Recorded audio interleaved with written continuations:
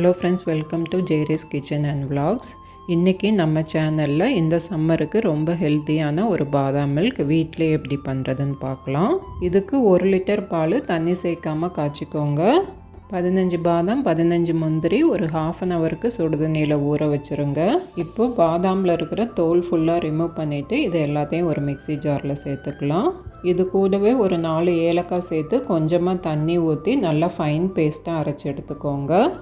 இந்த டைம்லேயே நமக்கு பால் நல்லா கொதித்து வந்துடும். இப்போ அடுப்பை லோ ஃப்ளேமில் வச்சுட்டு ஒரு 2 நிமிஷத்துக்கு பால் நல்லா கொதிக்க விடுங்க. இப்போ இது கூட 3/4 கப் அளவு சுகர் சேர்த்துக்கலாம். உங்களுக்கு ஸ்வீட் ஜாஸ்தி வேணும் அப்படின்னா 1 கப் அளவு கூட சேர்த்துக்கோங்க. இது கூடவே நம்ம அரைச்சி வச்ச பாதாம் பேஸ்ட்டும் சேர்த்து நல்லா மிக்ஸ் பண்ணி விட்டுக்கலாம். அடுப்பு லோ ஃப்ளேம்லேயே வச்சு இதை ஒரு 2 மினிட்ஸ்க்கு நல்லா குக் பண்ணிக்கோங்க.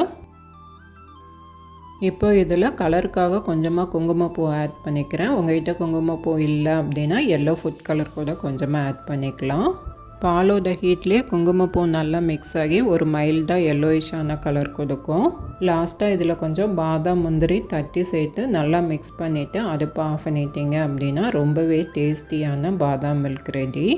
நீங்களும் கண்டிப்பாக இதை ட்ரை பண்ணி பார்த்துட்டு எப்படி வந்துச்சு அப்படின்ட்டு எனக்கு கமெண்ட் செக்ஷனில் சொல்லுங்கள். உங்களுக்கு என் வீடியோஸ் பிடிச்சிருந்தா please like and subscribe. And thanks for வாட்சிங்.